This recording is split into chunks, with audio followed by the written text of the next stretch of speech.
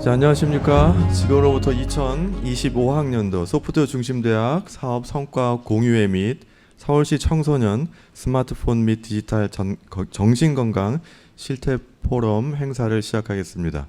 저는 일부 행사를 맡은 소프트웨어 융합교육원 부원장 김성완입니다. 반갑습니다. 오늘 이렇게 추운 날씨에도 불구하고 본 행사에 참여하신 우리 재학생 여러분들과 또 발표자 분들 그리고 관계 기관에서 오신 여러 내빈 여러분들을 진심으로 환영합니다. 자, 우리 대학은 2021년 소프트웨어 중심 대학 사업을 수주하고 건강과학 소프트웨어 융합 인재 양성을 사업 목적으로 하여 다양한 사업을 진행하고 있습니다. 특히 본교의 특성화 분야인 건강과학과 소프트웨어 또 AI의 융합을 위해 소프트웨어 중독 상담, 소프트웨어 중독 재활, 보건 빅데이터와 같은 연계 융합 전공을 운영하고 있습니다. 자, 이 일을 위해 특별히 인터넷 중독 예방센터 등과 협력하여 여러 사업을 다양하게 진행하고 있습니다. 오늘은 특별히 25년도 소프트웨어 중심대학 성과 공유회 및 서울시 청소년 스마트폰 및 디지털 정신건강 실태 포럼 행사를 진행하게 되었습니다. 이런 행사를 진행한 거에 대해서 상당히 기쁘게 생각합니다. 오늘 행사를 통해 모든 참가자분께서는 많은 유익과 또 새로운 경험을 하시는 귀한 시간이 되기를 바랍니다. 행사에 앞서서 잠시 기도를 드리고 행사를 진행하겠습니다. 고마우신 하나님 감사합니다. 추운 날씨에도 불구하고 또 많은 학생들과 또 관계자분들을 모시고 이처럼 소중한 행사를 진행할 수 있도록 도와주시니 감사합니다. 또한 지난 1년 동안 소프트웨어 중심대학 사업의 여러 행사를 또 성공적으로 진행할 수 있도록 도와주시고 인도하시니 감사합니다. 오늘 특별히 이 행사를 통해서 저희가 새로운 경험을 하고 또 많은 것을 배우고 특별히 미래의 저희의 진로와 또 취업을 위해서 도움이 되는 귀한 시간이 될 수 있도록 도와주시옵소서. 오늘 발표를 하시는 모든 분들과 또 이 행사를 위해서 준비하신 분들 그리고 모든 재학생 여러분께 하늘의 다음으로 축복이 함께 하시옵기를 바라며 예수님의 이름으로 기도했습니다. 지금은 삼육대학교 재혜종 총장님께서 환영의 말씀을 해주시겠습니다. 박수로 환영해 주시면 감사하겠습니다.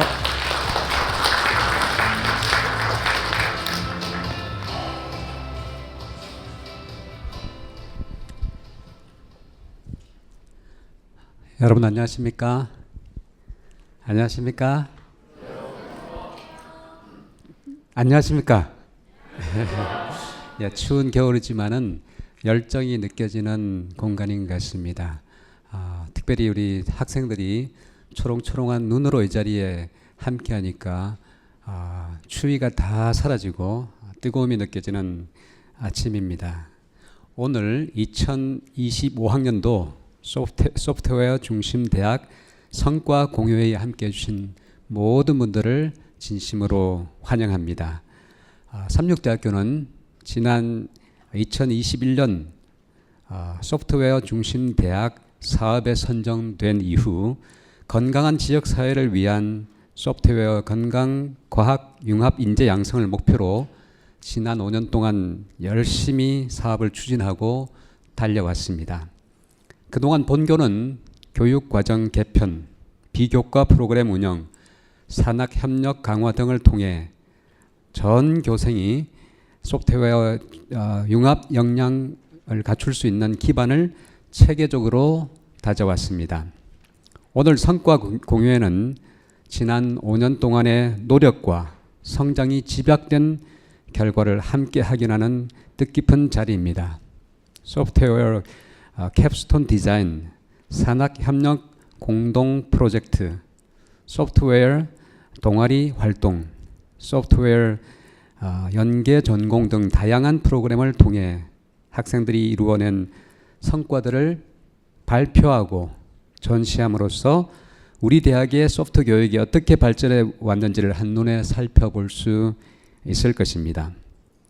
이번 행사가 학생 여러분의 소프트웨어 역량을 더욱 높이고 미래를 준비하는 데 중요한 발판이 되었으면 좋겠습니다.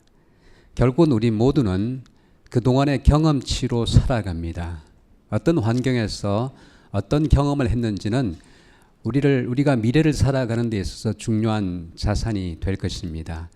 여러분이 그동안 경험하고 또 배우고 했던 모든 것들이 비록 잊혀진다 할지라도 결국 그것들이 다 여러분의 경험치 속에 저장되어서 필요할 때에 사용해서 쓸 수 있게 될 것입니다. 또한 함께 진행되는 포럼을 통해 소프트웨어 건강과학 분야가 스마트폰 과의존, 정신건강 문제 등 현재 사회가 직면한 문제 해결에 기여할 새로운 방향을 모색하는 귀중한 시간이 되기를 기대합니다. 이 뜻깊은 행사를 준비해 주신 소프트웨어 중심 대학 사업단 단장님과 모든 관계자님 분들께 깊이 감사드립니다. 그리고 바쁘신 가운데도 참석해 주신 기업 및 기관 관계자 여러분, 소프트웨어 전공생과 소프트웨어 연계 전공생, 외부 전문가 여러분 모두에게도 진심으로 감사의 말씀을 드립니다. 앞으로도 삼육대학교는 변화한 시대를 선도하며 미래 인재 양성에 최선을 다하겠습니다. 성과 공유회가 우리 모두에게 뜻깊고 의미 있는 시간이 되기를 바라겠습니다. 다시 한번 지난 여러 경험들을 통해서 배운 것들을 나눔으로 그 배움이 성숙해지고 또 우리가 그 배움을 통해서 새로운 열매를 맺고 결실을 맺는 그런 기회가 되었으면 좋겠습니다. 감사합니다.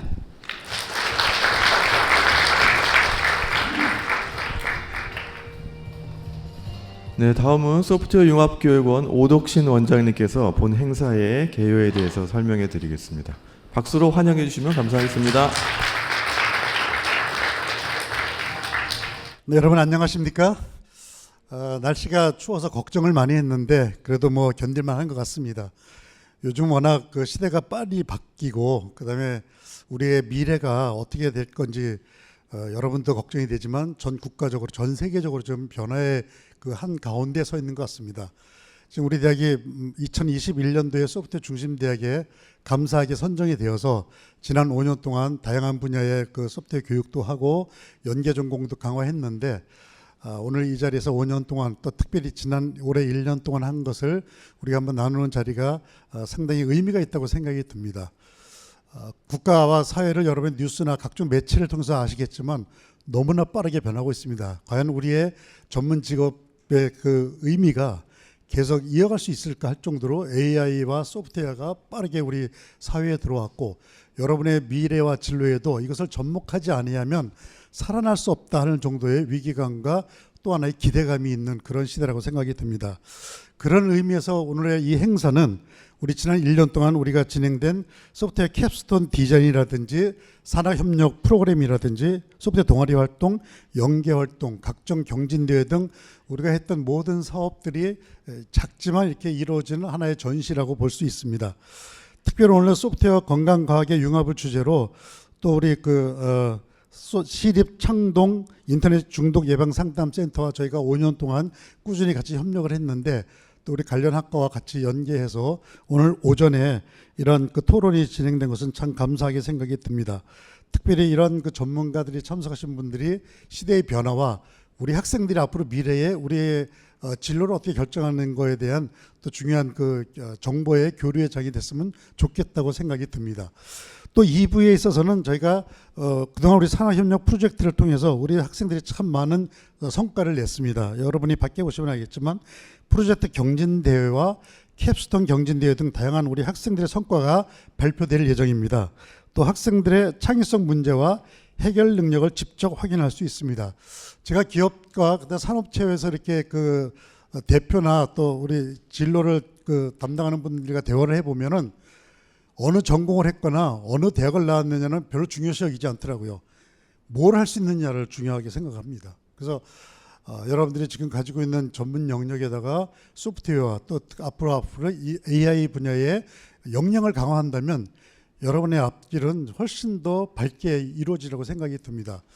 저는 개인적으로 굉장히 중요한 찬스라고 저는 생각이 듭니다. 왜냐하면 요즘 막 불같이 일어나는 AI 소프트웨어 분야는 초기 단계라고 저는 생각이 들어서 지금 진입해도 전혀 늦지 않은 그런 시대가 됐습니다. 그런 면에서 저는 여러분이 참 부럽고 또 많이 기대가 됩니다. 그래서 여러분이 이런 활동을 통해서 우리의 미래가 좀 활짝 피고 전문가로서의 대접을 받는 그런 시대가 됐으면 좋겠다고 생각이 됩니다. 그래서 여러분이 전시된 이런 것들, 그다음에 오늘 참석하시는 전문가들, 교수님들의 의견을 잘 들어서 여러분들의 진로에 더 많은 정보를 덧붙인다면 상당히 우리가 밝은 또 미래를 기대하지 않을까 이렇게 생각이 듭니다. 제 개인적으로는 우리 학생들이 굉장히 스마트하고 똑똑하고 저희 세대보다 훨씬 낫다고 저는 생각이 듭니다. 저희 때에 4년 동안 배울 수 있었던 것을 지금은 단 6개월이면 배울 수 있는 시대가 됐습니다. 누가 말하기를 일주일이 지금 그 정보의 양이 과거의 10년의 정보의 양이 일주일 만에 만들어진다고 합니다. 여러분 요즘 최근 들어서 몇 달 동안의 챗GPT의 유력을 보고 있지 않습니까? 이런 것들이 모든 산업에 연계되거든요. 그래서 여러분들 이런 데 참여해서 어떤 꿈을 키우는 것은 굉장히 중요한 일이라고 생각이 들고, 오늘 저희가 1부와 2부의 그런 행사에 여러분들이 그냥 단순 참여가 아니라 이것을 내가 가지고 있는 계획에 어떻게 접목하면 좋을까 이런 차제에 참석을 하신다면 굉장히 의미가 있는 행사가 되리라고 생각이 됩니다.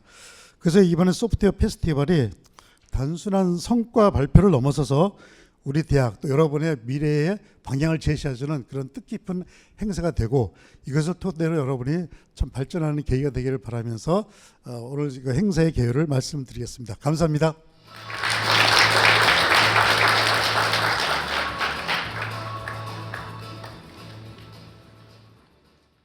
네, 정확히 10시 45분 우리 스케줄대로 진행이 되고 있는 것 같습니다. 우리 원장님께서 행사 개요에 대해서 너무 자세하게 설명하셔서 제가 부가적으로 설명할 내용을 설명하지 않도록 하겠습니다. 중요한 거 오전 일부 건강과학 포럼이 끝난 다음에 준비된 점심 식사가 있습니다. 받으시고 점심 맛있게 드시고 오후에 2부 순서에도 참석하시면은 또 새로운 인사이트를 여러분들이 얻으실 수 있는 좋은 시간이 될 수 있을 것 같습니다. 아무쪼록 오늘 행사를 통해 많은 도움과 또 경험이 되시길 바랍니다. 이제 포럼 진행자에게 마이크를 넘기도록 하고 저는 물러나겠습니다. 감사합니다.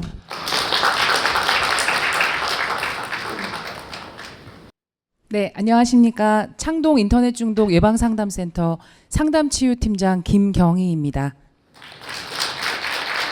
네, 반갑습니다.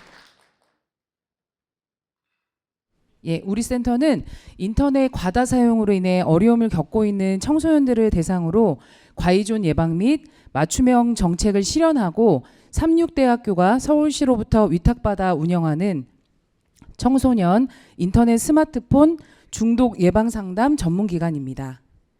예, 서울시에 총 6개 센터가 지역별로 운영되고 있습니다. 올해 서울시 청소년 스마트폰 및 디지털 정신건강 실태조사를 실시하였고, 이 자리 SW 중심사업대학 성과 공유회에 실태조사 결과를 발표하고 토론하는 자리를 마련하게 되었습니다. 의미 있는 자리에 함께해 주셔서 감사드립니다. 그럼 먼저 오늘 포럼 순서를 간단하게 소개해 드릴 텐데요. 예, 먼저 포럼 순서 10시 50분부터 주제 발표를 김상우 센터장님께서 해주시겠습니다. 11시 10분부터는 지금 보시는 바와 같이 네 분의 주제 토론이 있은 후 질의응답으로 마무리하겠습니다. 이제 2025년 서울시 청소년의 스마트폰 및 디지털 정신건강 실태조사 보고를 김상우 센터장님께서 해주시겠습니다. 큰 박수 부탁드립니다.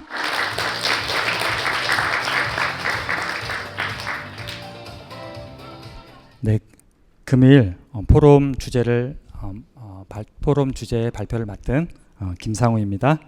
우리 센터는 2년마다 서울시 청소년들의 스마트폰 사용 실태를 조사하고 있는데요. 올해는 특별히 스마트폰 실태 및 디지털 정신 건강까지 함께해서 실태 조사를 진행했습니다. 자, 그러면은 지금부터 주제 발표를 하도록 하겠습니다. 이 관련 내용은 나눠드린 자료도 있으니까요. 자료를 보시면서 함께 들으시면은 감사하겠습니다. 네, 오늘 발표 순서는 다음과 같습니다. 먼저 실태 조사의 목적은 서울시 청소년들의 디지털 미디어 사용 실태 및 역기능을 알아보고 이를 토대로 서울시 청소년들의 디지털 미디어 사업의 방향 및 프로그램을 개발하고 나아가 서울시 청소년 정책 수립에 기초 자료를 제공하고 활용하기 위함입니다.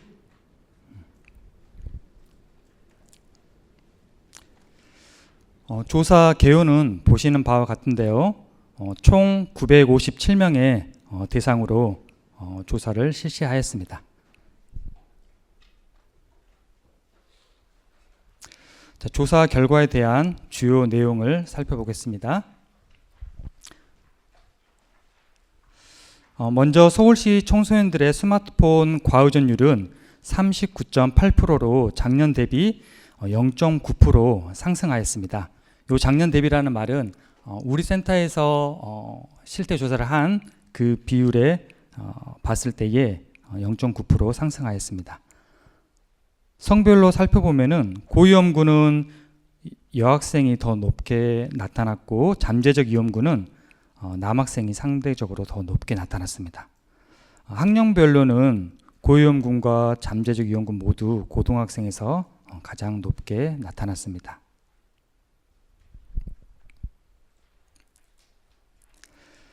과의존 현황을 서울시와 전국 청소년으로 비교했을 때 서울시 청소년들이 전국 청소년들에 비해 과의존율은 2.8% 더 낮게 나타났으나 고위험군은 전국 청소년들에 비해서 1.9% 더 높게 나타났습니다. 특히 여학생의 고위험군이 전국 비교 높게 나타났습니다. 약 8.7%로 나타나 있습니다.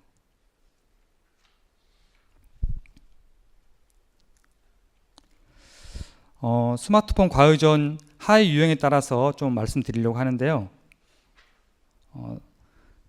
먼저 하위 유형을 간단하게 설명드리면은 스마트폰 과의존은 조절 실패, 현저성, 문제적 결과라는 세 개의 하위 요인으로 이야기를 하고 있습니다. 조절 실패는 스마트폰 이용하는 것을 스스로 조절하기 어려워하는 상태, 그 다음에 현저성은 일상에서 다른 활동보다 스마트폰 사용을 더 우선시하는 활동을 이야기를 하고요. 문제적 결과는 이러한 스마트폰 사용으로 인해서 부정적인 결과, 그럼에도 그러한 부정적인 결과가 있음에도 지속적으로 스마트폰을 사용하는 상태를 문제적 결과로 보고 있습니다. 조절 실패에 대한 부분을 살펴보면은 여학생이 좀 더 어려움을 보였으며 학년별로는 대학생이 가장 높게 나타났습니다.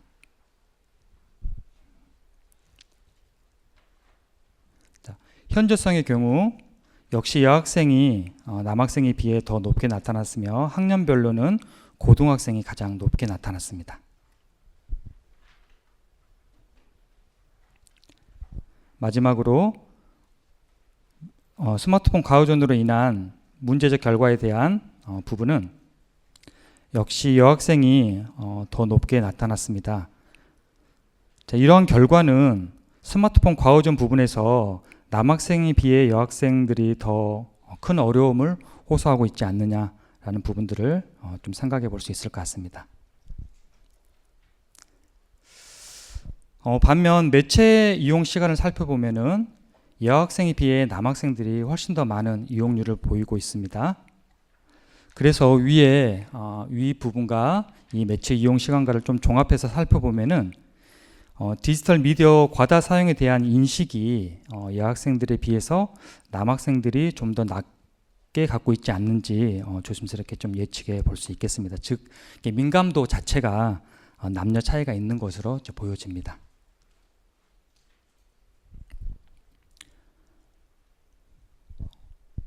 디지털 트라우마 피해 외상 관련해서는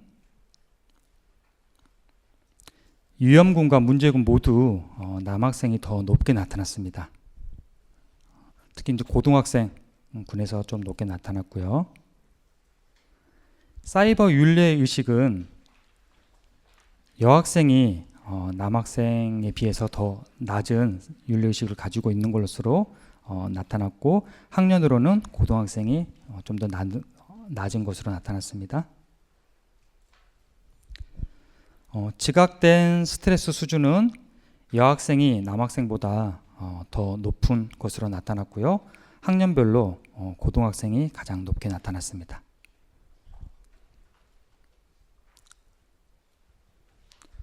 범불안 장애 관련해서 살펴보면은 범불안 장애는 남녀 큰 차이가 나타나지는 않았습니다. 대신 학년별로 살펴봤을 때 고등학생에서 가장 높은 수준을 보였습니다. 우울 역시 남녀 큰 차이가 있지는 않았는데요. 학년에서는 고등학생이 가장 높은 우울들을 보였습니다. 그런데 이제 전반적으로 남녀 모두 우울이 약 10%가 넘어가면서 좀 높은 우울 수준을 좀 보이는 부분도 있었습니다. 수면의 질 관련해서 살펴본 결과 남학생의 수면의 질이 여학생에 비해서 훨씬 더 좋지 않은 것으로 나타났습니다. 그리고 학년이 올라갈수록 수면의 질이 더 좋지 않는 것으로 나타났습니다. 자료에 보신 것처럼 전반적으로 고등학생들에게 이 인터넷 스마트폰 관련된 어려움들이 좀 높은 것으로 나타났는데, 또한 정신건강 관련해서도 고등학생에서 좀 높게 나타났는데, 이게 이제 학업 스트레스와 좀 연관되지 않았을까라고 또 예측해 볼 수 있겠습니다.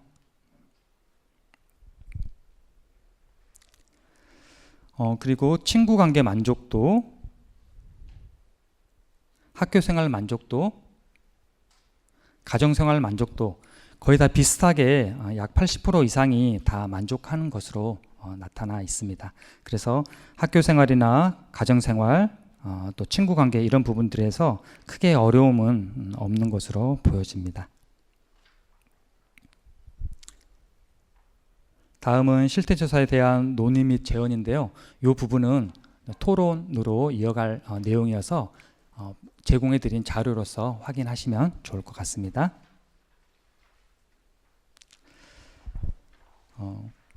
서울시 인터넷 중독 예방 상담센터, 이거는 우리가 애칭으로 서울시 아이유일 센터라고도 이야기를 하는데요. 서울시 아이유일 센터는 매년 10월 셋째 주를 인터넷 디지털 미디어 과오전 주간으로 정하고 여러 가지 행사들을 하고 있습니다. 우리 센터 같은 경우는 이번에 제4회 디지털 미디어 과오전 예방 공모전을 실시를 했었는데요.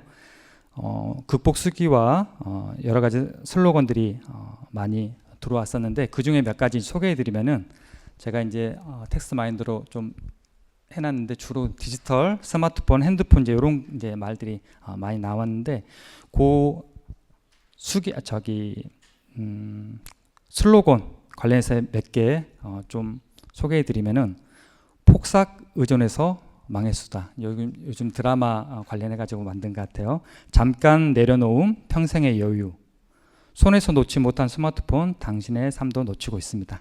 자, 이런 것들이 대표적으로 들어왔습니다. 아신지 모르겠지만 여기 계신 우리 대학생 여러분들도 후기 청소년에 속합니다. 그래서 저희들 슬로건 공모전 할 때 후기 청소년까지 받고 있어서, 제가 알기로 이번 극복 수기는 삼육대학교 4학년 학생이 대상을 받아서 서울시장상을 수상받은 걸로 알고 있습니다. 그래서 혹시 내년에 내년에 졸업하지 않으신 분들은 내년 10월 셋째 주가 다가오면 기억하고 계시다가 함께 참여해 주시면 감사하겠습니다.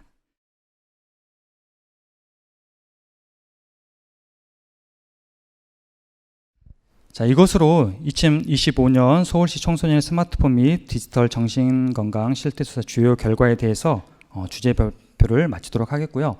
이 관련된 원문은 홈페이지 자료실에 들어가 보면은 다운받을 수 있습니다. 그래서 다운받아서 한번 보시면은 이후에 좀 도움이 되지 않을까 싶습니다. 네, 끝까지 경청해 주셔서 감사합니다.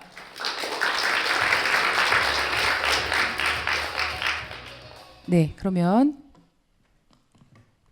오늘 토론 네 분과 함께 그리고 여러분들이 또 생생하게 들으시고 질의응답까지 같이 해주시면 감사드리겠습니다. 이제 박수로 시작하도록 하겠습니다. 지금부터 2025년 서울시 청소년의 스마트폰 및 디지털 정신건강 실태조사 결과 발표에 따른 토론을 진행하도록 하겠습니다. 잘 들으시고 또 질문을 해주시면은 그거에 대한 질의응답을 해드리도록 하겠습니다.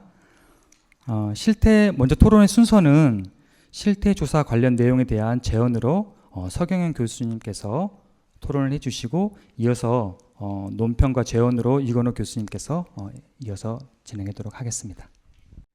예, 안녕하십니까. 삼육대학교 상담심리학과 서경현입니다.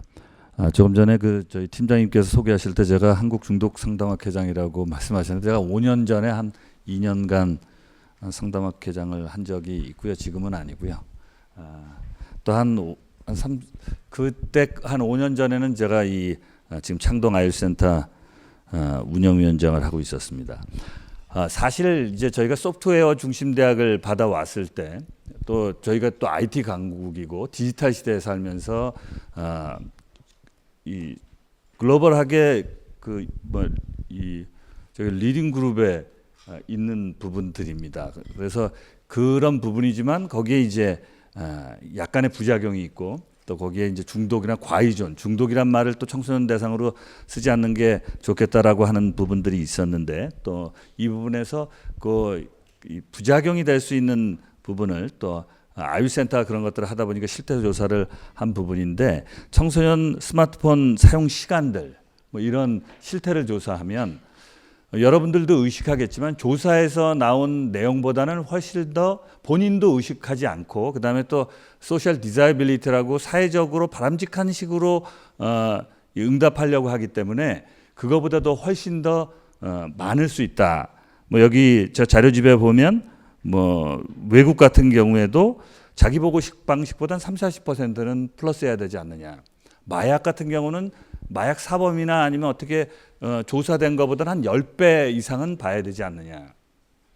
임산부 흡연 같은 경우 저희가 한 10여 년 전에 또 스터디 그룹 하면서 뭐 조사한 부분 거기서 이제 발표하러 오신 서울대 이제 산부인과 시니어 교수님께서 거기 서울대 산부인과에 오는 분들 중에 임신 중 흡연한 적이 있느냐라고 자기 설문조사에서 한 4% 정도가 나온다릅니다. 근데 피검사했을 때 니코틴 이거는 거의 상습적으로 흡연한다라는 거에 기본이 될 수 있는 거에 한 100배 정도 수준의 수치가 나온 임산부가 12%에서 13% 사이라래요. 그러면 한 3배 정도가 많은 거죠. 주로 그렇게 안 하려고 하기 때문에. 그래서 지금 조사된 것보단 좀 많지 않을까라고 생각이 들고 아까 이제 제가 이 자료집에는 넣지 않았지만 여학생들의 보고가 많아요. 여학생들이 실제 그럴 가능성도 있지만 아까 민감성 얘기도 우리 센터장님이 하셨지만 저희 설문조사에 대한 반응성의 성차는 있습니다. 여성이 조금 더 솔직하게 할 수도 있고 남성들이 숨기는 경향들이 흡연 쪽에서도 나타나기도 하고 다른 쪽에서도 좀 나타나요. 근데 실제로도 여학생들 비율이 좀 높을 수는 있습니다. 특히 뒤에 얘기할 우울이나 뭐 우울 같은 장애들이 이 아동기에서는 아동기 우울에서는 차이가 없다가 사춘기 지나면서 이제 여학생들이 조금 더 우울해지고 좀 활동성 같은 경우 적게 아니면 사회적인 또 여성들이 차별당하는 부분들 그 다음에 맨스트루에이션에 따른 뭐 지금 진단 기준대로 있는 월경전 불쾌장애 같은 경우도 생기게 되고 여러 가지 문제들이 그런 부분에 정신적인 문제가 있어서 스마트폰 이 실태조사에서도 스마트폰을 과하게 사용하면 우울이나 불안 같은 것도 가져올 수 있다 그러지만 우울하고 불안하기 때문에 스마트폰에 조금 더 빠지거나 조금 더 즐거운 우리가 얘기하는 릴스나 짤 영상들을 또 보게 될 가능성들도 있는 겁니다. 그리고 실제로 여성들이 우리가 이제 생물심리학적으로도 여성들이 가임기가 되면 밖으로 나가서 바이러스나 박테리아, 기타 다른 오염된 물질과 접하는 부분들 같은 경우들을 줄여야 돼서 그런지 몰라도 조금 약간 활동성이 떨어지고 디프레시브한 적이 있어야 되는 게 뭐 자연의 섭리인지는 모르겠지만 남학생들은 밖에 나가서 이제 여러 그냥 실제 나가서 관계 같은 경우들도 맺을 수도 있을 것 같긴 합니다. 그리고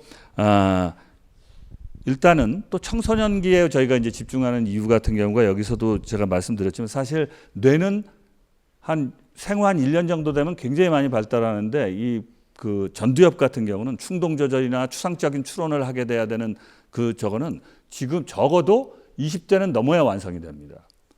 지금 뭐 챗GPT는 한 30까지도 완성이 된다라고 얘기하는데 장삐아제 같은 경우는 한 13세에서 16세 정도는 완성이 될 거라고 생각해서 형식적 조작기를 얘기했지만 훨씬 그 이후로 간다라는 건 지금 생물학적으로도 증명된 부분이어서 충동성이 굉장히 강하죠. 그러니까 자기 조절을 좀 못하게 되는 원인 같은 경우들도 있을 거고 조금 보상이 지연된 보상 그 이후에 생길 보상에 초점을 맞추는 경우가 아니라 바로 주는 보상에 초점을 맞추는 가능성들이 꽤 있어서 이 부분들은 뭐 조사하고 또 저희가 아이센터가 있어야 되는 그런 이유가 아닐까 합니다. 물론 디지털 시대에 스마트폰이 우리에게 주는 굉장한 편리함과 또 이점들이 꽤 있지만 말이죠.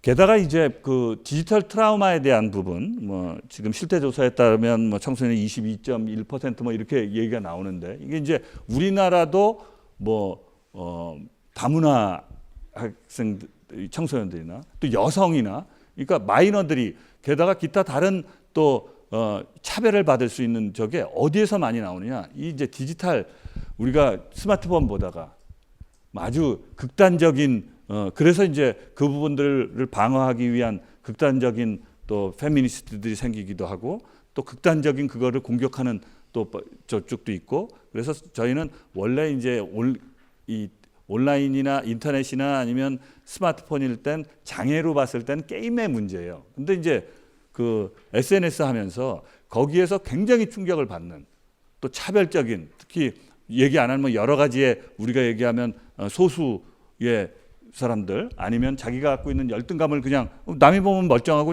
문제가 없어도 이런 쪽에서 그 안에서 이런 트라우마는 우리가 보통 다른 뭐 전쟁이나 아니면 기타 다른 문제 때문에 생기는 트라우마보다 만큼 외상으로 남아서 문제를 가지게 할 수도 있다. 그다음에 이제 제가 네 번째로 지적하려고 했던 게 스마트폰 마냥 수면 문제 여러 가지 뭐 불안, 우울, 기타 이제 신체적인 문제들이 있고 그런데 이러면 이제 신체적인 피로감이나 아니면 뭐 다른 것 때문에 외부 활동을 못하면 또 스마트폰 그러니까 계속 악순환이 될 수도 있다. 이런 그런 부분을 좀 강조하고 싶었는데 너무 길게 얘기할 수는 없으니까 여기까지 말씀드리도록 하겠습니다. 질적 연구의 필요성 또 성별 차이에 대한 언급 특히 아직 연구 초기인 디지털 트라우마 부분에 대해서 언급해 주신 부분 감사합니다. 이어서 이건호 교수님께서 실태조사 관련 논평 및 제언을 이어가 주시겠습니다. 네, 여러분 안녕하세요. 상담심리학과 이건호입니다.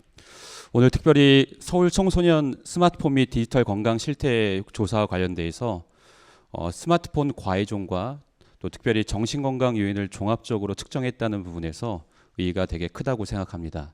저는 현재 이 사이버 심리학을 강의하고 있기 때문에 이 대인관계에서의 어떤 영향성 내지는 이 기계와의 상호작용까지 포함하는 영역을 이 사이버 사이콜로지에서 다 다루고 있기 때문에 이런 부분에서 교재에서 어떻게 얘기하고 또 여러 학생들이 있기 때문에 그런 부분에 대한 어떤 그 기전이나 또 원인을 우리가 좀 파악하는 데 조금 시간을 좀 할애하려고 합니다.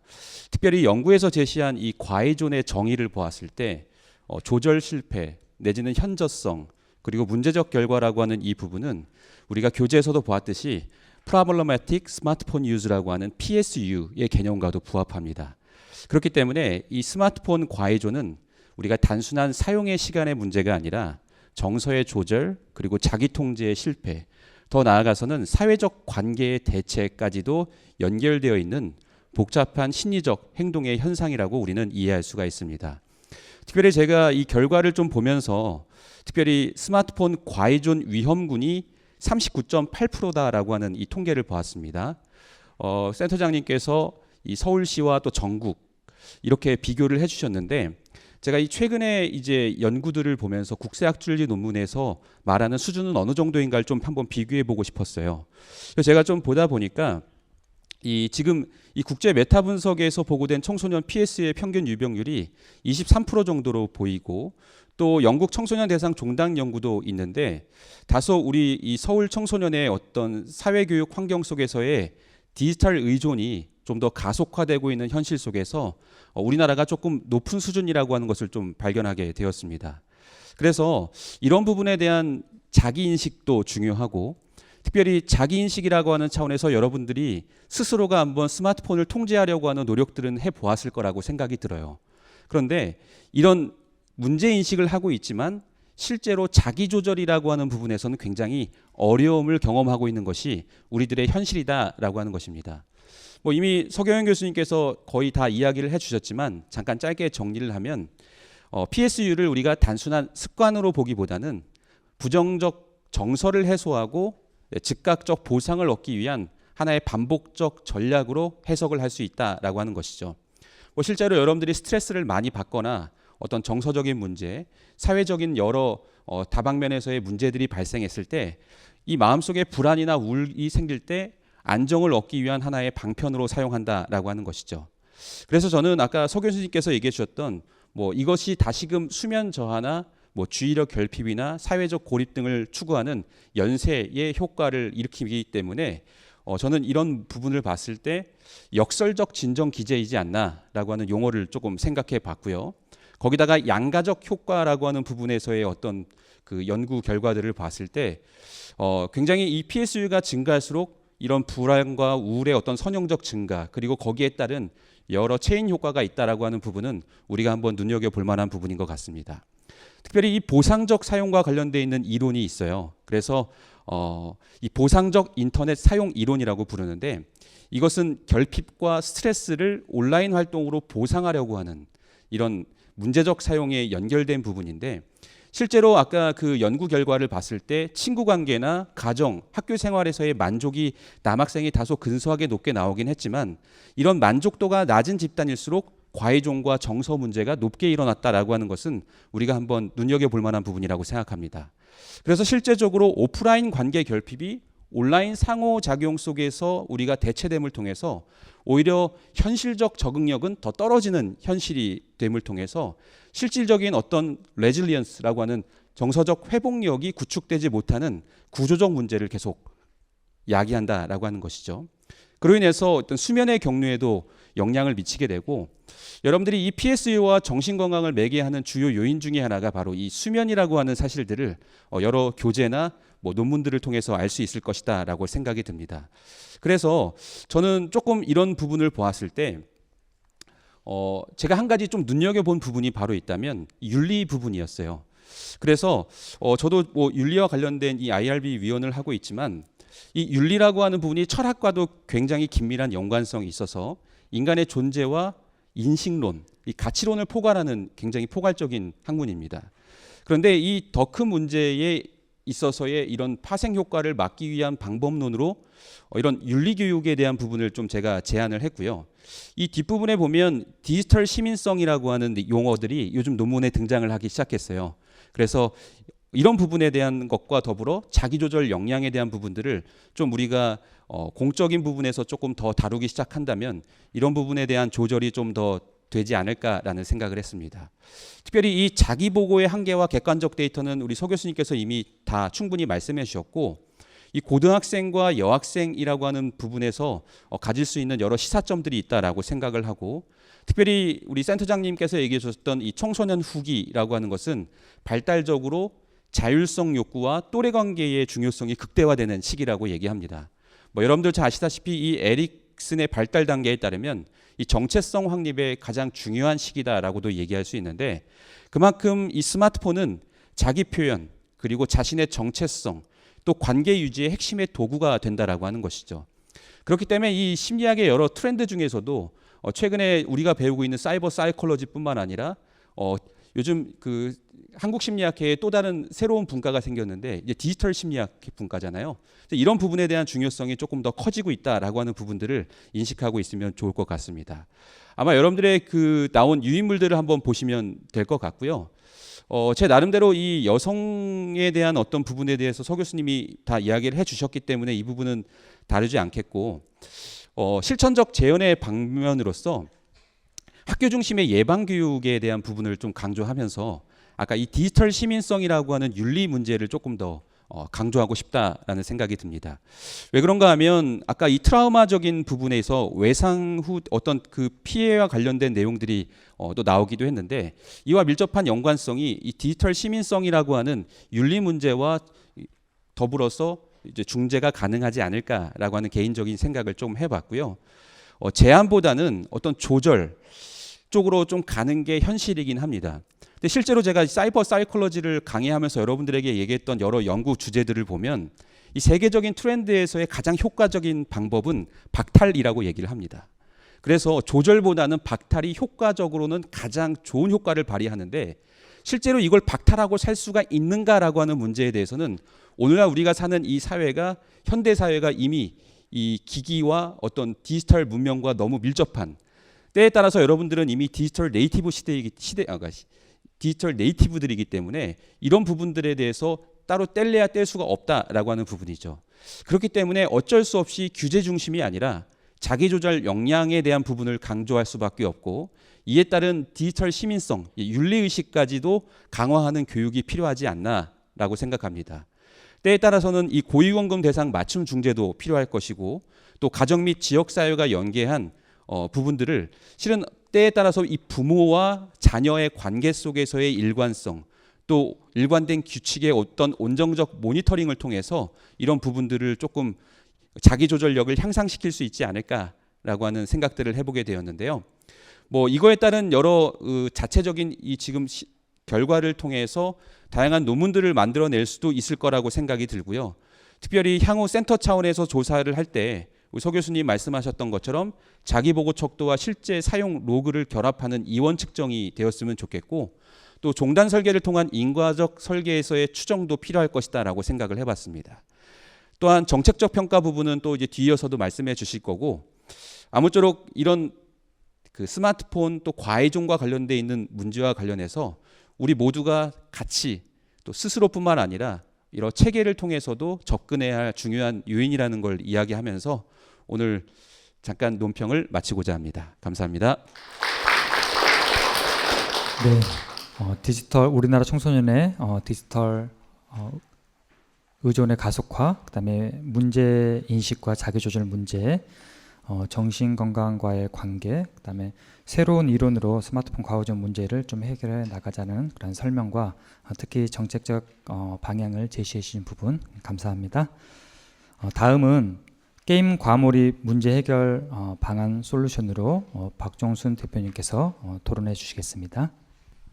예, 안녕하십니까. 저기 갤럭시 모바일의 박종순입니다. 예. 멋진 교수님들하고 이렇게 같이 토론하게 돼서 영광이고요.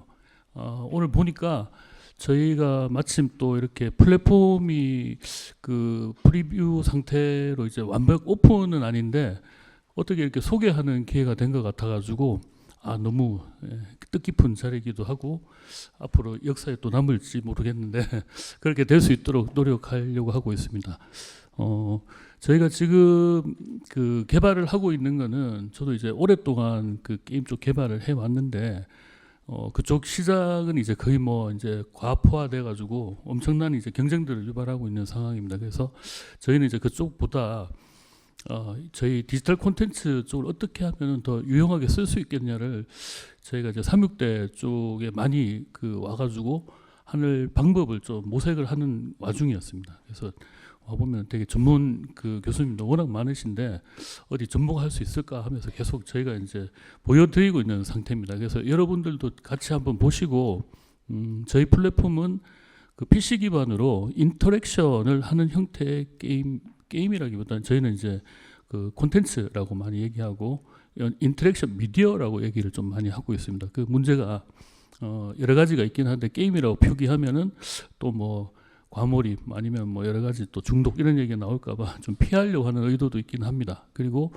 게임 같은 경우는 또 이제 서비스를 하려면 그 인증을 받아야 돼요. 그래가지고 비용도 좀 많이 나오는데 저희는 이제 컨텐츠 중에서도 미디어다 그렇게 해가지고 오픈을 준비를 하고 있습니다. 뒤에 오늘 제가 아마 여기 좀 딱딱한 상황에서 조금 더 재밌게 한번 진행을 해보려고 준비는 해봤는데 저희가 이제 인터랙션이 되긴 하는데 여기 화면이 너무 커가지고 영상이 그렇게 잘 이렇게 잡히진 않는데 그냥 잠깐이라도 한번 보여드리도록 하겠습니다. 그리고 PPT 자료는 뭐 보니까 더 전문으로 잘 아마 학습을 하고 계셔가지고 제가 뭐 이렇게 얘기할 거에는 좀 약한 부분인 것 같아서 인쇄물로 좀 이렇게 참고를 하시면 좋을 것 같고요. 저희가 사이트를 한번 좀 보여드리겠습니다. 이렇게 이제 게임이 많이 들어가 있습니다. 아마 후반 그 시간에는 아마 개발하신 분들도 있으실 것 같은데 요거 이제 저희가 플랫폼화 하기 위해 가지고 좀 많은 시간이 걸렸습니다. 한 2, 3년 정도 걸린 것 같은데 옛날에는 이제 저희가 게임을 하나하나 이렇게 만들어 가지고 서비스를 하다 보니까 또 뭐 구글 플랫폼에 올리고 이러니까 굉장히 이제 제약도 많고 저희 하고 싶은 대로 안 되거나 뭐 어느 순간 뭐 광고 잘못 넣었다고 뭐 리젝 당하고 꺼지거나 이렇게 많이 되는 상황이었는데 이제 저희가 별도로 이렇게 사이트를 좀 만들었습니다. 이렇게 구성하기가 좀 시간이 걸렸는 것 같고요. 요거는 이제 그 빨간 공을 던지면은 여기에 이제 그 인터랙션이 되어 가지고 그 화면을 보면서 그 운동도 하면서 같이 뭔가를 해볼 수 있는 그래서 요거는 그때 그 학교에서 전문 교수님이 이런 컨텐츠를 만들면 좋겠다 해가지고 만들어진 형태의 약간의 경도 인지를 장애를 약간 예방한다거나 그런 것들을 조금 더 늦춘다거나 할 수 있는 목적으로 만들어진 컨텐츠라고 보시면 되겠습니다. 그래서 실제 저희 사이트에 이렇게 이제 가입을 하면은 이제 두 종류는 무료로 쓰실 수 있어요. 그래서 써보시면은 저 위에 쪽에 나와 있는 부분이 미션입니다. 미션에 해당하는 부분들을 오른쪽 왼쪽 이렇게 맞춰 보십시오 하는 건데 원래 오늘 공을 좀 준비해 가지고 던지려고 했는데 아마 그 부분은 좀 힘들 것 같고요. 빨간 이렇게 글러브로 이렇게 제가 이렇게 가져오긴 했는데 이게 좀 잘 안 되더라고요. 좀 멀어가지고 제가 그냥 샘플로 좀 보여드리도록 하겠습니다. 그래서 개발 관련되는 컨텐츠의 그 난이도는 되게 낮습니다. 높지는 않습니다. 근데 저희는 어떻게 보면 이거를 껍데기를 만들어 놨다고 보시면 될 것 같아요. 플랫폼을 만들어 놨는데 지금 컨텐츠가 들어가 있는 게 한 20개에서 한 30개 정도 계속 지금 업로드를 하고 있는 상태거든요. 그래서 여기에 이제 관심 있으신 분들도 저희는 이제 향후 아마 10년, 20년 지나면은 전 정부에서도 아마 많이 지원을 하려고 했는 것 같은데 좀 잘 안 됐는데 디지털 치료제까지도 이렇게 좀 바라보고 있습니다. 그렇게만 된다 그러면 향후에 이제 저희도 이런 것들 의료보험 수가에 넣어가지고 뭐 많은 분들이 이제 저렴하게 사용하실 수 있지 않겠나 합니다. 그래서 지금 나온 거는 놀이공원에 가면은 아니면은 뭐 이렇게 큰 대형 카페나 이런 데 가면 나타나는 것들인데 요거를 저희가 이제 저렴하게 그냥 사용하실 수 있도록 서비스를 준비하고 있고요. 이렇게 전문 프로그램을 쓰면은 이렇게 실행해 가지고 저쪽에 있는 카메라가 화면을 인식을 하게 됩니다. 그러면은 인터랙션 되는 부분에 대해 가지고 이렇게 터치를 하게 되면은 여기 미션을 마무리하는 형태가 되는데 이런 컨텐츠는 아마 저희보다 여기 전문가이신 여기 있는 학습을 하시는 분들이 더 좋은 컨텐츠를 만드실 수 있을 것 같아요. 저희는 여기 있는 껍데기를 가지고 수박 눌러볼까요? 딱 누르면은 이제 잘했습니다 이러면서 이제 이렇게 이런 형태가 나타납니다. 예. 틀리면은 이제 틀렸다고 이렇게 나타나고요. 그래서 나이 많으신 분들이나 아니면 인터넷 중독이 많이 되어 있는 친구들 컨텐츠가 지금 여기 보면 종류가 많은데 요거는 이제 연령층이 높으신 분들을 위주로 해가지고 움직임이 있는 걸 원하시더라고요. 그래서 인지가 되면서 약간의 이제 왼쪽 오른쪽 공을 던지고 하는 형태가 될 수 있도록 하면은 참 좋겠다 해서 만든 그런 컨텐츠가 되겠습니다. 그리고 이거 말고도 뭐 여러 가지 아이디어들로 그러니까 컨텐츠들은 저희도 이제 개발하면서 같이 아이디어를 내고 있고 하는데 굉장히 많이 나올 수가 있겠더라고요. 요거 만들면 또 응용해서 저것도 나올 수 있겠고 그래서 같이 한번 할 수 있는 친구들이 있다면은 언제든지 저희는 환영하겠습니다. 그래서 개발도 같이 할 수 있고 또 저희는 이 컨텐츠를 가지고 향후 끝나는 게 아니라 여기에 인공지능을 넣고 그 분석을 좀 해야 됩니다. 이 부분 아직 저희가 시도하지 못한 부분이라 같이 하실 분들을 좀 찾고 있는 상태입니다. 그래서 그렇게 된다 그러면 아마 이 지금 시작되어 있는 저희가 이제 요거는 그 애기들이나 아니면은 그 뭐 놀이공원이나 이런 데서 쓰는 그런 플랫폼이다 하면은 요거 전문으로 그러니까 인지재활 전문의 플랫폼으로 진행을 하려고 또 준비를 하고 있습니다. 그런 쪽에 관심 있거나 하실 분들이 있다 그러면 저희하고 같이 개발해서 여기 보시면 뭐 수리 학습도 있고 아니면 영어 단어 같은 것도 맞출 수도 있고 그렇습니다. 이런 것들이 그 중독을 많이 이렇게 이제 일으키는 한 학생들 이렇게 보면은 움직임도 많이 없고 운동이 많이 적거나 이런 상황이 많은데 그거를 이제 너무 상이한 치료 목적의 뭐 이렇게 약물이나 이런 것들 한다 그러면 그런 부분은 쉽지 않은데 그래도 유사한 형태의 컨텐츠를 가지고 치료를 좀 한다 그러면 굉장히 효과적이지 않을까 합니다. 그래서 많이들 시도는 하고 있는데 저희 같이 이제 아마 이런 형태의 플랫폼으로 하나 묶어가지고 서비스를 하는 형태 이런 건 아직 없습니다. 그래서 저희가 지금 박차를 가하고 막 이제 오픈 준비를 하는 상태고 또 다른 브랜드로도 하나 또 나오게 될 겁니다. 역시나 이제 여기 사이트에서도 알려지게 될 건데 많이 한번 보시고 관심 있으신 분들은 아 내가 저런 컨텐츠 한번 만들어 보겠다. 아 이런 컨텐츠 만들면은 많이 사용이 되겠다. 이제 이런 게 있으시면 언제든지 저희하고 같이 개발하면은 저희는 만들어 놓은 어떤 다양한 형태들이 많기 때문에 여기에 조금씩 변형해서 만드시기에 되게 편리하게끔 준비가 많이 되어 있습니다. 그래서 언제든지 여기 있는 우리 삼육대 출신 학생들을 워낙 그 잘하고 있어가지고 저희는 좀 같이 뭔가를 해보고 싶은 의도가 있으니까 꼭 그렇게 참여도 좀 많이 연락도 주시면 감사하겠습니다. 그래서 지금 그 디지털 콘텐츠 중에서 뭐 치료 목적이나 이렇게 콘텐츠를 만들어 가지고 하는 케이스들은 많이 나오지는 않는 상태니까 이런 부분들을 향후에 계속 여러분들이 연구하시면서 논문도 쓰고 하시면은 저희도 그런 것들을 보고 학습해 가지고 좋은 콘텐츠를 만들 수 있는 그런 환경이 되면은 아마 여기에 있는 또 디지털 콘텐츠를 만들어내시는 분들 중에서 정말 치료제를 만들어서 유명해지시는 분들이 또 앞으로 나오지 않을까 그런 어떤 미래의 바람이 있습니다. 예, 앞으로 많이 활동하시고 연구하셔가지고 같이 자주 볼 수 있는 그런 상황이 되었으면 좋겠습니다. 네. 이상입니다. 네, 감사합니다.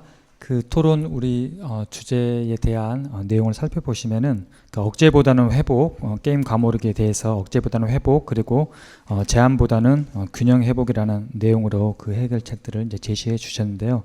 특히 이제 디지털 미디어 세상에서 우리가 살아가는 이 디지털 미디어 세상에서 디지털 미디어 과오적 문제를 디지털 기기 안에서 좀 해결해 볼 수 있는 그런 부분들을 이야기해 주시고 특히 이제 그런 새로운 방향성을 여기 우리 계신 우리 선생님들 학생들과 함께 관심 있는 학생들과 함께 할 수 있다라는 그런 방향성을 제시해 주셔서 감사합니다. 이후에 잘 연결이 돼서 대표님과 연결해서 관심 있는 분들은 함께 하면 좋을 것 같습니다. 자, 마지막으로 서울시 청소년들의 디지털 정신건강을 위한 아이윌 센터 대응 방안으로 금경희 센터님께서 토론해 주시겠습니다. 네, 안녕하세요. 시립 인터넷 중독 예방 상담센터 금경입니다.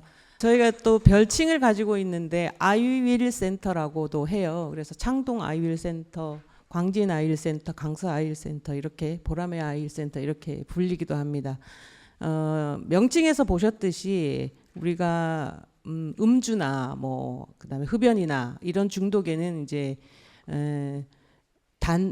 뭐라 그러죠? 이게 그 물질을 아예 없애면은 중독에서 벗어날 수 있잖아요. 아까 교수님께서도 말씀해 주셨는데 박탈을 하면 그런 중독에서 벗어날 수가 있는데 인터넷이나 스마트폰은 저희가 이것 없이는 살 수가 없잖아요. 그죠?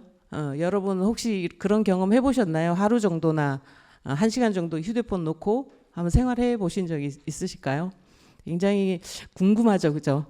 뭐 그 한두 시간 지나면은 카톡이 엄청 많이 와 있고 엄청 그런 경험이 있을 텐데 그래서 아이윌 센터의 우리가 중독이 되지 않게 하기 위해서는 조절력을 높여줘야 된다라는 게 기본 기조이고요.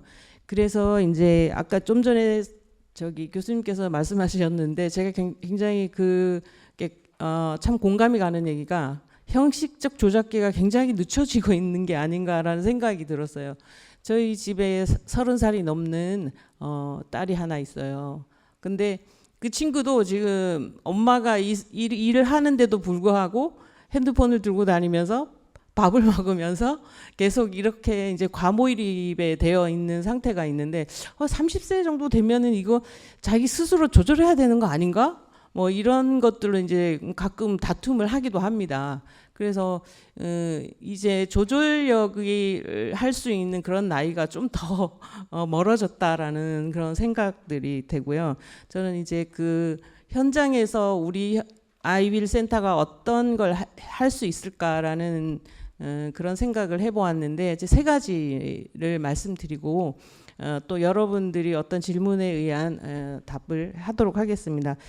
첫 번째는 급변하는 사회라고 여러분들도 다 알고 계실 거예요. 그리고 특히나 작년에는 딥페이크에 관련된 것들이 범죄로 이어지면서 굉장히 이슈화가 되었죠. 그래서 저희도 이런 부분에서 예방적인 교육을 진행하고 있었는데도 불구하고 이런 전략 대응을 좀 못했다라는 좀 반성이 좀 있었어요. 그래서 전략 대응팀을 꾸려서 미리미리 변화에 감지하고 여기에 대응할 수 있는 그런 전략 대응팀을 꼭 만들어야겠다라는 그런 생각을 가지고 있고요.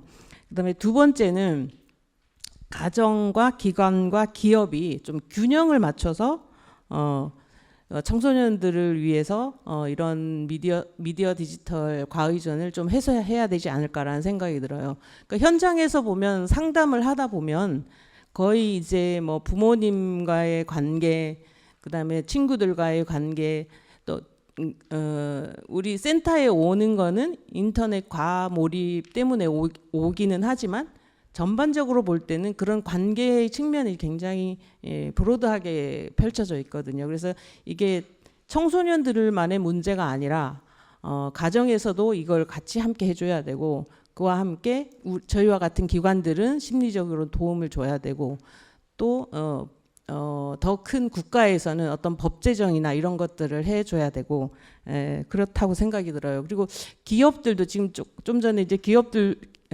말씀하셨듯이 이런 기업들도 함께 동참을 하면서 윤리적인 차원을 어떻게 가지고 갈 것인가 이걸 계속 고민을 하시면서 이런 플랫폼을 만들어 주셨으면 정말 너무 고맙겠더라고요. 그래서 또 제가 신문에서 봤는데 어떤 호텔이 있는데 그 호텔은 디지털 기기를 못 가지고 들어가는 호텔도 있고요. 또 식당을 들어갈 때 디지털 기기를 쓰지 못하게 하는 그런 기업들도 나오고 있어요. 그래서 우리가 서로 대화하면서 식사를 해야 되는데 기기에 의존하고 대부분 그렇게 되거든요. 그래서 그런 것들도 기업들이 함께 참여하면 어떨까라는 그런 생각이 들었습니다. 그리고 한 가지 이제 우리 부모들 세대도 마찬가지지만 이런 캠페인 활동을 좀 해야겠다라는 생각이 들었어요. 미국에는 8세까지 기다리세요라는 8학년까지죠. 8학년이고 8학년이 13살까지예요. 8학년까지 기다리세요라는 캠페인이 있어요. 부모들이 한 11만 명 정도가 여기에 동참하고 있는데 여러분은 그 제목만 들어봐도 알겠죠? 휴대폰을 13세 이후에 주자라는 그런 운동이에요. 저희 아이윌 센터에서 2010년에 111 캠페인을 지금 계속 추진하고 있는데 이건 뭐냐면 일주일에 한 번 1시간 휴대폰을 놓고 가족과 함께 대화를 해보자라는 그런 캠페인이거든요. 여러분들 들어보셨는지는 모르겠는데 이런 캠페인을 계속 하다 보면 이런 과의존이나 이런 것들도 가정 내에서도 자연스럽게 진행이 되지 않을까 그런 생각을 해봅니다.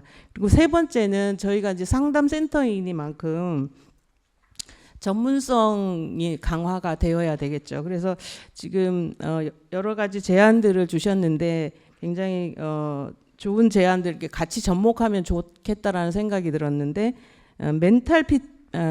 멘탈 피트니스 프로젝트를 저희가 만들었는데 이것을 AI 플랫폼과 함께 연계하면 이게 상담도 매번 이제 상담소에 오지 않아도 집에서도 이런 모듈을 가지고 상담을 접목할 수 있겠다라는 그런 생각이 들었어요. 저희가 이제 감기가 걸리면 어떻게 하죠? 여러분 병원에 가시죠? 네, 병원에 가시면 처방을 받아와서 집에서 어떻게 하죠? 약을 열심히 먹어야 3일 내지 4일 동안 열심히 먹어야 빨리 낫잖아요. 그죠? 그런 것과 마찬가지로 우리는 상담은 보통 이제 긴급한 거 빼놓고는 일주일에 한 번씩 상담을 한단 말이에요. 근데 선생님하고 열심히 이렇게 해보자. 행동 치료도 하고 뭐 인지 치료도 하고 정서 치료도 합니다. 그런데 집에 가면 어떻게 해요?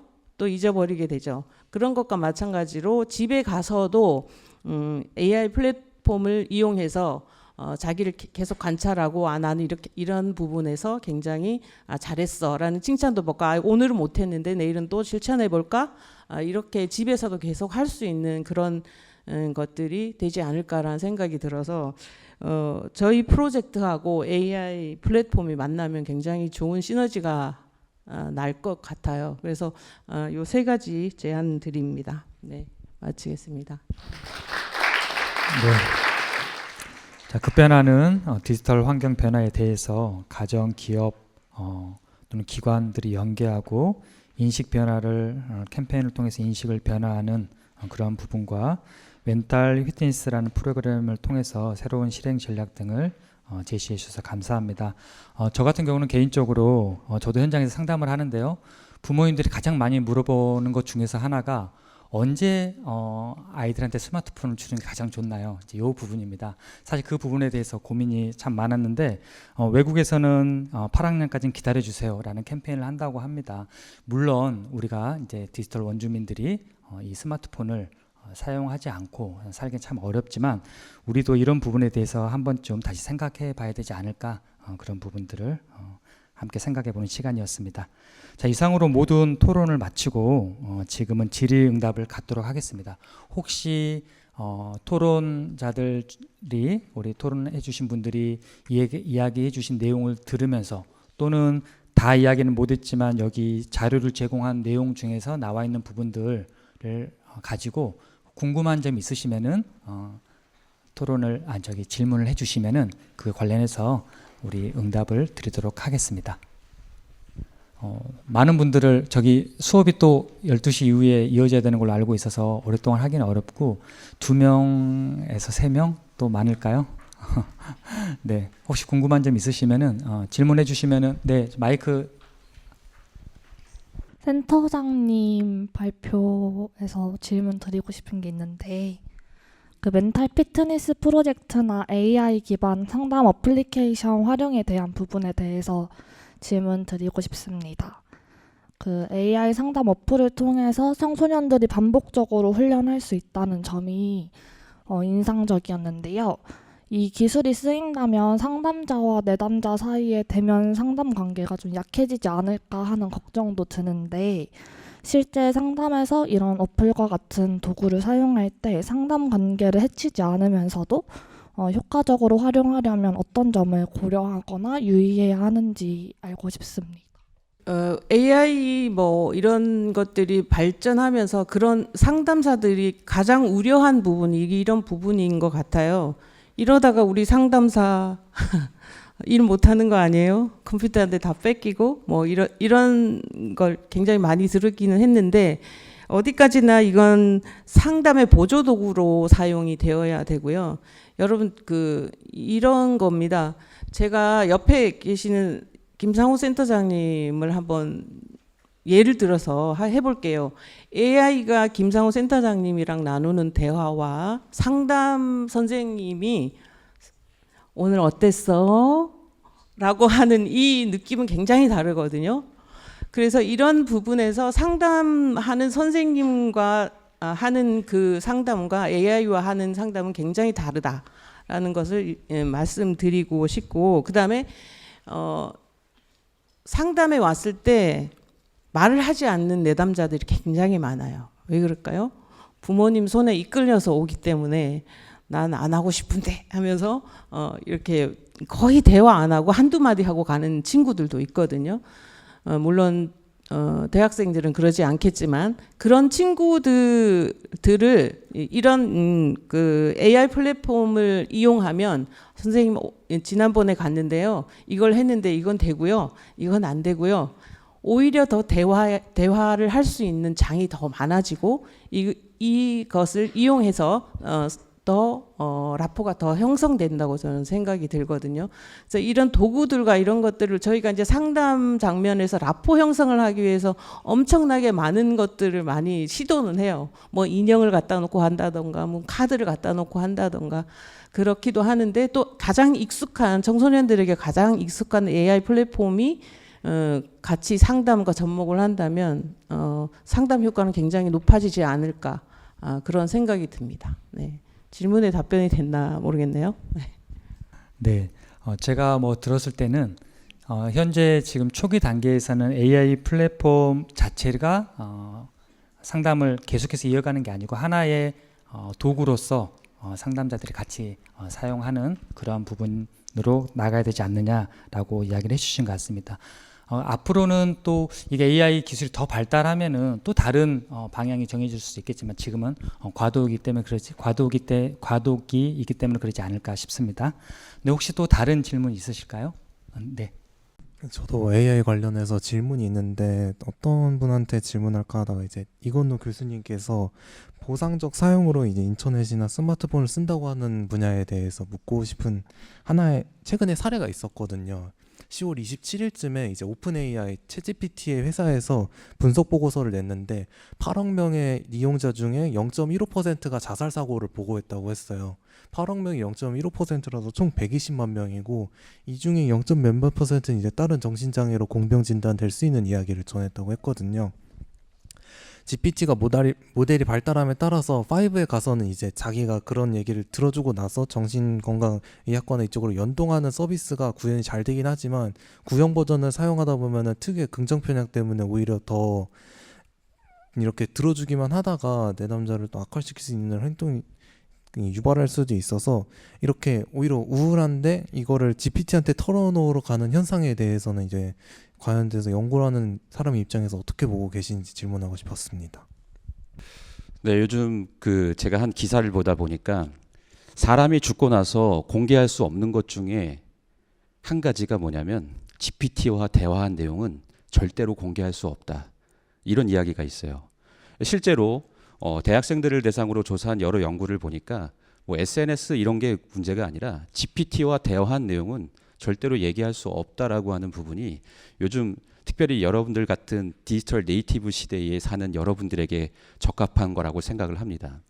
실제로 많은 친구들이 이런 부분에 대해서 고민을 하고 실제로 GPT에게 이야기하는 경우를 많이 봤어요. 그만큼 이제 GPT의 영향력이 상당히 지금 강하게 또 우리 일상에 많이 자리 잡았다라고 하는 부분이고요.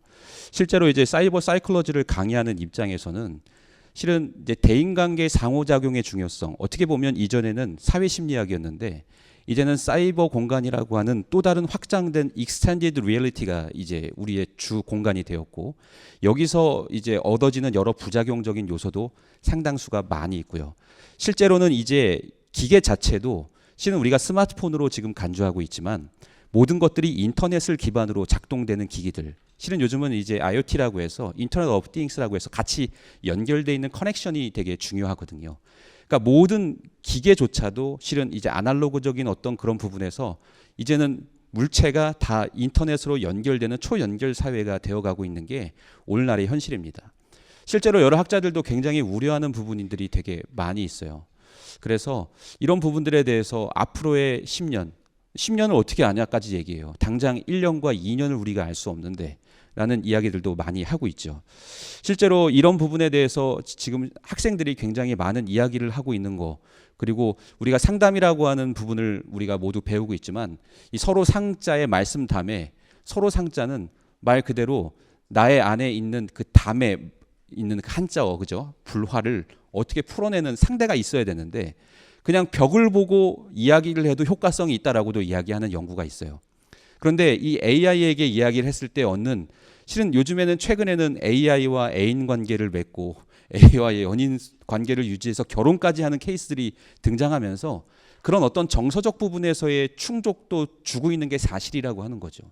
근데 저는 이제 계속 보면서 이 관계적 측면을 계속 강조하는 이유가 실제적으로 아까 그 프로그램이나 뭐 툴을 활용하는 것들이 이제 주 수단이 아니라 보조 수단으로서의 활용 정도를 얘기하고, 결국은 인터넷 때문에 우리가 사회적 단절을 초래하는 부작용이 아닌 지금 우리가 코로나를 겪고 난 이후에 오히려 연결성에서 봤을 때 대인 관계 내지는 오프라인 관계를 더 중요시하는 취지로 바뀌기 시작했잖아요. 때에 따라서 우리가 충족될 수 없는 인터넷 환경 그리고 AI와의 어떤 가상 환경, 이 모든 것들이 결국은 대면 관계에서의 이 부분들은 대체될 수 없는 부분이 확실하다라고 저는 생각을 합니다. 그렇기 때문에 이런 부분에 있어서 실은 보조적 수단의 어떤 연구도 가능하겠지만 실제로 저는 이런 것들에 대한 연구들을 우리 지금 석사생들과 좀 하고 있고, 또 아까도 게임 얘기하셨지만 MMORPG 같은 이 실은 MMORPG가 어떻게 게임에 이게 될 수 있어요. 이렇게 얘기도 하더라고요. 근데 이 인간의 종류 중에 뭐 우리가 호모 에렉투스 뭐 이렇게 쭉 인간의 종류들, 우리가 호모 사피엔스지만 호모 루덴스가 놀이 인간입니다. 모든 것들을 유희로 보는 거죠. 전쟁도 유희고 뭐 모든 삶에 있어서의 일도 유희로 보는 이런 관점에서 게임이 이제 관점의 변화 속에서 e스포츠로 자리 잡은 이 시대에 단순한 이것을 중독이나 과의존으로서 보는 이런 부분들에 대한 것들을 이제 어떻게 생각해야 될까에 대한 부분을 계속 우리에게 도전을 주고 있다는 거죠. 그렇기 때문에 저는 MMORPG를 통해서 요즘은 그 길드를 형성하고 또에 따라서 그것이 오프라인으로 연결되어서 사회적 관계를 맺고 거기서 결혼도 하는 이런 여러 케이스들을 볼 때 이 자체가 실은 이제 저도 집단 상담을 가르치지만 집단 상담에서의 역동이 온라인에서도 충분히 MMORPG의 어떤 과업 중심형을 통해서 이루어질 수도 있고, 실제로 이제 우리가 사이버 심리학에서는 이미 배웠지만 집단 정체성이라고 하는 부분에서 가장 중요시되는 것은 과업 중심의 규범이 되게 강조가 되고 있어요. 그래서 과업과 규범을 중심으로 했을 때 이런 탈시키뿐만 아니라 탈정체성이라고 하는 부분에 대한 용어가 등장하고 그때 나와 집단이 동일시되는 이런 효과들을 보거든요. 그러니까 이런 그 기술들에 대한 활용 속에서의 어떤 보조적 수단에 대한 연구로서의 가치들을 조금 우리가 고민해보고 생각하면서 앞으로의 연구 방향을 결정해보는 게 좋지 않을까. 뭐 연구자의 입장에서는 이렇게 답변 드릴 수 있을 거다라고 생각이 듭니다. 상준이가 지금 질문한 내용하고 관련해서 간단하게 막 이야기할게요. 일단 한 25년 정도 전에 인터넷이 처음 생겼을 때 어떤 정신과 큰 병원 아니고 의원에서 게시판을 만들었어요. 근데 자살은 굉장히 외로운 작업입니다. 그렇기 때문에 여러 사람들이 모여가지고 뭔가 이제 서로 지지하거나 아니면 같은 생각을 하는 사람이 있다면 자살을 실제로 원래 이제 실제 시도하고 한 적어도 100번, 200번 시도에 이제 한번 죽게 되는데 실제로 커밋 수어사이드가 될 가능성이 많은 거죠. 근데 기본적으로 AI들은 생명을 존중하고 또 기타 여러 가지 이제 자살을 하지 않는 쪽으로 유도하는 형태로 하게끔 좀 해놨어요. 그렇지만 자살을 해야 되는 거에 대한 논리 다른 것들을 물어볼, 그리고 이제 챗GPT가 굉장히 실수하는 경우들도 꽤 있고 기타 자기가 만들어내는 경우도 있는데 실제 그게 아니라 물어본 거는 자살을 하게 돼야 되는 기본적인 자기의 이제 이유 같은 경우들을 이제 좀 흐릿하게 이렇게 얘기하면 그거에 대해서 동의를 한다든지 아니면 기타 보이지도 않는 이제 그렇기 때문에 이제 상담자하고는 좀 다를 수 있다는 거죠. 자살을 할 때 아까 얘기한 것처럼 누구를 구해가지고 사이트 가가지고 커뮤니티 가서 그러는 사람들을 만나는 경우가 아니라 챗GPT는 언제나 함께합니다. 그리고 그 부분에서 자살을 하는 가운데에서 자살을 하지 말게 하는 형태의 질문 얘기했을 때 답변은 그렇게 하지만 기타 그 가는 동안에 함께 할 수 있는 부분들이 있다면 실제 아주 기타 또 자기가 할 건 아니어도 굉장히 그러니까 좀 치명적인 방법의 자살 방법을 그냥 많이 그렇게 하면 많이 죽습니다. 이런 것들을 알려주고 가는 과정에서의 정서적인 동지 역할을 한다 그러면 굉장히 부정적으로 될 수 있는 거고 지금 우리 박상준 군이 이야기한 것처럼 그런 식으로 되어질 가능성들은 꽤 있어요. 이 부분들이 그래서 지금 우리 금센터장님도 인간이 해야 되고 AI가 잘못하다간 큰 부작용이나 아니면 또 인간이 하는 것만큼의 효율성을 못 가질 수 있을 수 있다는 것이라고 그걸 강조하신 것 같아요. 네, 그 초연결 사회에서의 이제 관계의 중요성으로 이야기를 해주시면서 사실 전문가적인 소양이 없이 무조건적인 이제 공감이라는 게 좀 위험할 수도 있다라고 하는 부분들에 대해서 이야기를 해주셨습니다. 그래서 이제 대부분 지금 오늘 참석하신 분들이 이제 상담 전공하고 있는 걸로 알고 있는데 관련된 상담 윤리라든가 기타 관련된 이런 전문가들이 왜 필요한지에 대해서 다시 한번 좀 생각해 볼 수 있는 그런 시간이지 않았나 싶습니다. 혹시 또 다른 질문이 있으실까요? 네. 우선 오늘 포럼 정말 잘 들었습니다. 이런 기회를 주신 분들께 감사의 말씀을 드리면서 저 서경영 교수님께 질문이 있습니다. 청소년들이 전두엽 발달 미완성과 SNS 알고리즘 때문에 자기 조절이 어려워진다는 부분이 저 역시 후기 청소년으로서 특히 공감이 되었는데요. 제가 아무래도 상담 심리학과에 재학 중이다 보니 상담을 전공하는 학생으로서 실제 상담 장면에서나 교육 현장에서 청소년들의 자기 조절 능력을 강화하기 위한 개입이 어떤 것이 있을지 조금 궁금합니다. 뭐 이 부분은 이제 수업 시간에 수업 들어야 되는데 아까 말씀드린 것처럼 다른 부분은 그냥 딱 절제하거나 우리가 뭐 단도박, 단주 이런 식으로 할 수 있는데 특히 이제 스마트폰 중독이나 인터넷 중독은 사실은 조절이거든요. 자기 조절.